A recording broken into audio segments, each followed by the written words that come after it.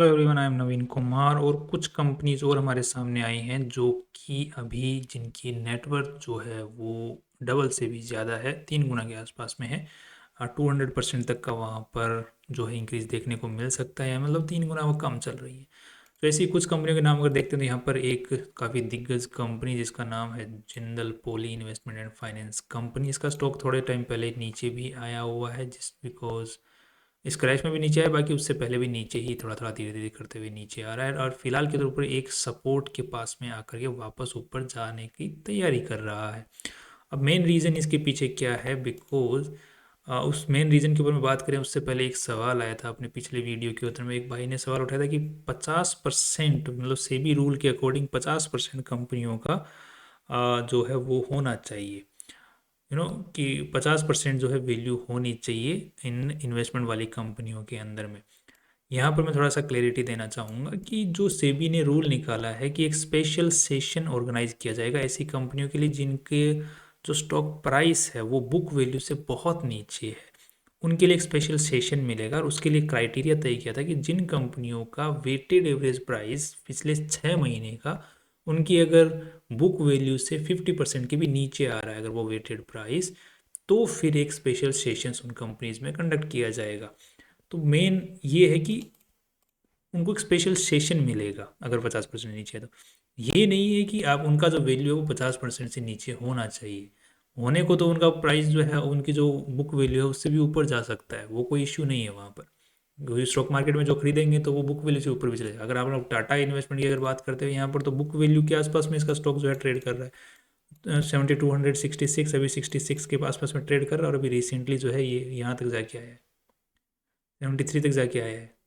अभी अभी रिसेंटली देखो ये 7,000 के आसपास में टच करके आया हुआ है, राइट। तो टाटा इन्वेस्टमेंट का स्टॉक जो है वो अपनी जो जो नेटवर्थ है, जो स्टॉक्स में जिसमें जिन कंपनी में इन्होंने इन्वेस्टमेंट कर रखा है उनकी वैल्यू के आसपास में ही टाटा इन्वेस्टमेंट का स्टॉक का प्राइस चल रहा है।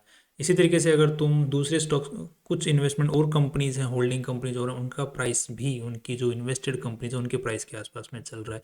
कुछ कंपनीज हैं जिनका नहीं चल रहा है, जिनका नहीं चल रहा है उनकी हम कुछ वीडियोज़ के थ्रू बात करने की कोशिश कर रहे हैं।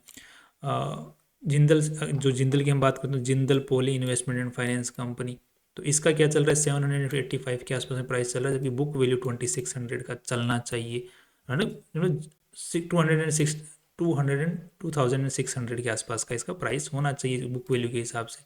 नहीं है, कितना नीचे, 838, लगभग 3 गुना नीचे बढ़ा हुआ है।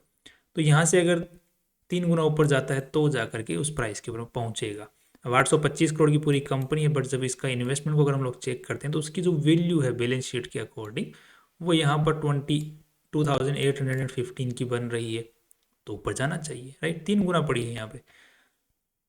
अब यहाँ भी इसके अगर आप आरएचपी को, सॉरी, एनुअल रिपोर्ट को चेक करते हैं तो वहाँ पर भी आपको देखने को मिल जाएगा कि इन्होंने मोस्ट ऑफ जो पैसा है वो म्यूचुअल फंड के अंदर में भी लगा रखा है, अपनी जो दूसरी कंपनी है जिंदल से रिलेटेड जो कंपनीज हैं उनमें भी लगा रखा है, और यहाँ पर इनकी जिंदल में मोस्टली कंपनीज में लगा रखा है, जिंदल इंडिया की, क्योंकि जिंदल का शेयर है तो जिंदल कंपनी जो अपनी खुद की कंपनीज होती हैं उनमें पैसा लगा रखा है। जैसे मोस्ट ऑफ द जो होल्डिंग कंपनीज होती हैं वो अपनी ही जो ग्रुप कंपनीज होती हैं उनमें पैसा लगा के रखती हैं। तो उसके लिए एक जिंदल पोली इन्वेस्टमेंट जो फाइनेंस कंपनी है, इसका भी स्टॉक प्राइस जो है काफ़ी नीचे चल रहा है बुक वैल्यू के हिसाब से। बाकी पिछले 10 सालों के अंदर में कंपनी का स्टॉक बहुत भयंकर तरीके से भागा है जब से इस चीज़ की जागरूकता आई है, और सेबी इसके ऊपर में रूल बनाने, सेबी की जब से इसके ऊपर में नज़र गई है उसके बाद में अभी और ऊपर जाता है, उसके ऊपर में भी ध्यान देना पड़ेगा। बट जिस तरीके से वो वेव पैटर्न फॉर्म करते हुए ऊपर जा रहा है उस तरीके से लगता तो है कि अभी वापस ऊपर यहाँ से जा सकता है।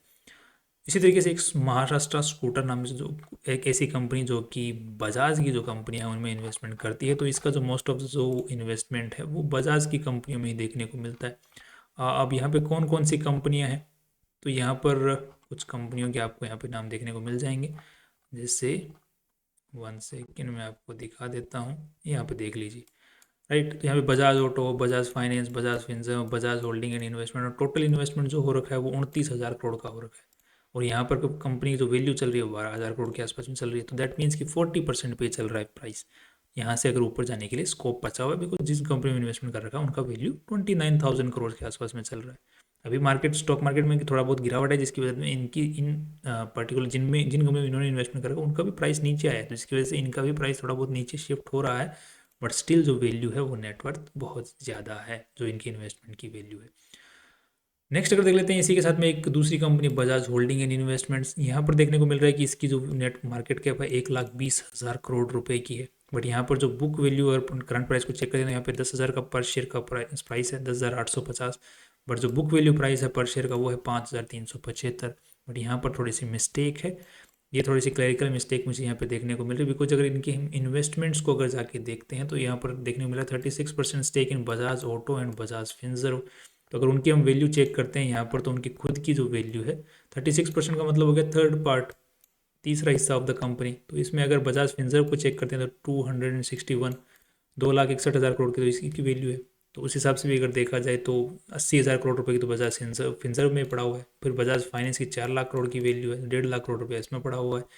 तो यहाँ पर जो वैल्यू दिखाई जा रही है ये थोड़ी सी गलत है।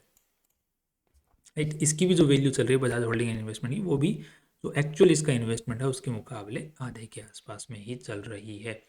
बाकी बजाज महाराष्ट्र स्कूटर भी बजाज की जो कंपनी उसमें इन्वेस्टमेंट करता है, बजाज इन्वेस्टमेंट जो ये कंपनी ये भी बजाज के स्टॉक्स में ही इन्वेस्टमेंट करती है मोस्ट ऑफ द टाइम।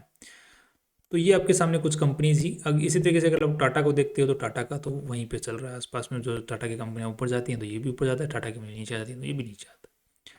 बाकी जो कुछ कंपनियां जिंदल के हो गए, बजाज के हो गए, ये कंपनियां थोड़ी सी भी नीचे चल रही हैं जितना इनका कम जिन कंपनी में इन्वेस्टमेंट है उनके मुकाबले। तो इनको एक बार आप लोग चेकआउट कर सकते हैं और पोर्टफोलियो को डाइवर्सिफाई कर सकते हैं इस गिरावट के अंदर में। अगर वो नीचे जाती हैं तो और एवरेजिंग करते हुए चल सकते हैं। एवरेजिंग का रूल है कि आप एक कंपनी में 3 बार से ज़्यादा एवरेजिंग नहीं कर सकते, बहुत अच्छी कंपनी है तो। अदरवाइज एवरेजिंग किसी भी हालत के अंदर में जिस कंपनी को आपने फर्स्ट टाइम खरीदा है उसको वापस नहीं खरीदना है। उस कंपनी को एवरेज करने के लिए, ए कंपनी को एवरेज करने के लिए बी कंपनी खरीदनी है। बी कंपनी को अगर फिर से वापस ए और बी दोनों का मिला के क्यूमुलेटिवली और नीचे जाता है स्टॉक प्राइस, तो उसको एवरेज करने के लिए सी कंपनी खरीदनी है। और 3 बार से ज़्यादा एवरेजिंग एक कंपनी के लिए नहीं होती है। दैट मीन्स कि ए बी सी, राइट। और कोई भी स्टॉक अगर 30% 25 से 30% गिर जाए उसके बाद में फर्स्ट टाइम एवरेजिंग होती है, उससे पहले एवरेजिंग नहीं होती है। कुछ भाइयों को देखता हूँ 2-2 3-3% के ऊपर एवरेजिंग करना स्टार्ट कर देते हैं। अरे भाई कब तक करोगे, पागल हो जाओगे। बाकी इन कंपनियों को एक बार हम लोग चेकआउट कर सकते हैं। That's all from my side. कल फिर मिलते हैं कुछ और कंपनीज के बारे में रिसर्च करके लेके आते हैं और ऐसी कंपनी होल्डिंग कंपनीज और इन्वेस्टमेंट कंपनी जिनके ऊपर में और चर्चा करते हैं। इनसे भी अच्छी कंपनी मिलती है तो उसकी भी बात करते हैं। That's all, see you tomorrow.